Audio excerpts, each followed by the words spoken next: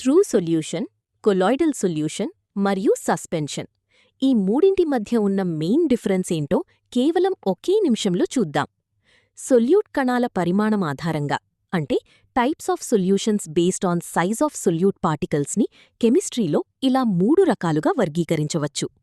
మొదటిది true solution.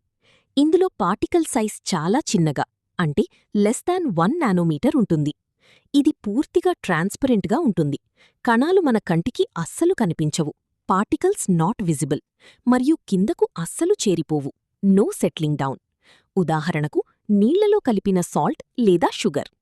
రెండవది colloidal solution. ఇందులో particle size 1 nanometre to 1000 nanometre మధ్యలో ఉంటుంది. ఇది చూడ్డానికి ట్రాన్స్లూసెంట్గా ఉంటుంది. దీని గుండా కాంతిని పంపినప్పుడు ఇది టిండాల్ ఎఫెక్ట్ని చూపిస్తుంది, అంటే కాంతి కిరణాన్ని స్కాటర్ చేస్తుంది.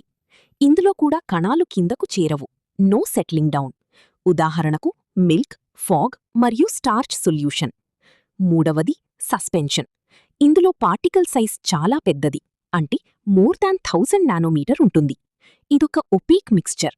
ఇందులో కణాలు మన కంటికి స్పష్టంగా కనిపిస్తాయి, పార్టికల్స్ విజిబుల్, మరియు కొద్దిసేపు కదపకుండా పక్కన పెడితే కణాలన్నీ అడుగున చేరిపోతాయి, సెటిల్స్ ఆన్ స్టాండింగ్. ఉదాహరణకు మడ్ ఇన్ వాటర్ లేదా చాక్ పౌడర్ ఇన్ వాటర్. సింపుల్గా గుర్తుపెట్టుకోవాలంటే కణాలు అస్సలు కనిపించకపోతే ట్రూ, కాంతిని స్కాటర్ చేస్తే కొలాయిడల్, కణాలు అడుగున పేరుకుపోతే అది సస్పెన్షన్. 9th క్లాస్ కెమిస్ట్రీలోని మరిన్ని పర్ఫెక్ట్ కాన్సెప్ట్స్ మరియు ఈజీ ట్రిక్స్ కోసం ఇప్పుడే లైక్ అండ్ సబ్స్క్రైబ్ చేసుకోండి.